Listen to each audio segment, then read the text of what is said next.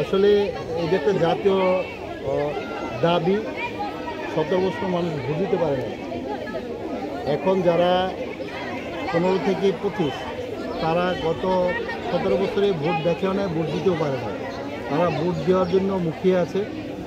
এই জেএনজিকে আপনারা যত তাড়াতাড়ি এদেশে মানুষ ভোটের সুষ্ঠু পরিবেশ সৃষ্টি করে দেশে একটা সুন্দর অংশগ্রহণমূলক নির্বাচন করার জন্য সমগ্র জাতি অপেক্ষায়, এবং এটা কোনো ষড়যন্ত্রেই এই নির্বাচন বন্ধ হওয়ার কোনো উপক্রম নাই, কোনো সুযোগ নেই।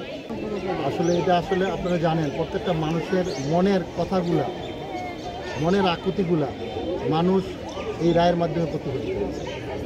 এবং এই রায়ের ব্যাপারে আপনারা জানেন যে সবাই বিদেশে বসে এদেশের তাদের নেতাকর্মীদের ফেলে রেখে, হাজার হাজার নেতাকর্মীদের ফেলে রেখে, বিপদের মধ্যে ফেলে রেখে তারা আরামায়েশ জীবনযাপন করছে। আর অনলাইনে এদেশের নেতাকর্মীদেরকে তাদেরকে সর্ব অবস্থায় প্রতি মুহূর্তে তাদেরকে রিক্সের মধ্যে ফেলে যে ষড়যন্ত্র করার চেষ্টা করছে, এটা কোনোভাবেই এদেশে সম্ভব না।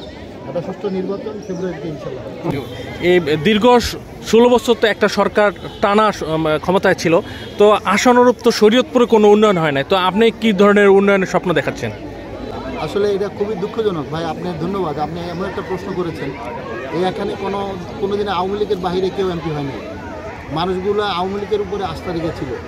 তারা দেখতেছিল যে আওয়ামী লীগ দেশের মানুষের জন্য কিছু কী করে। আসলে এই যে সারা দেশে, সারা শরীয়তপুরে আমি যে ঘুরছি, মানুষের যে ঢল, এটা কিন্তু ওই কারণে হচ্ছে যে তারা যেহেতু মানুষকে আশাহত করেছে।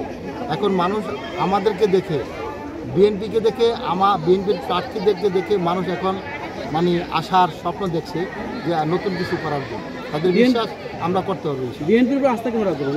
মানুষ বিএনপির মতো আস্থা এই কারণে রাখবে, একটাই কারণ বিএনপি যা বলে তাই করে।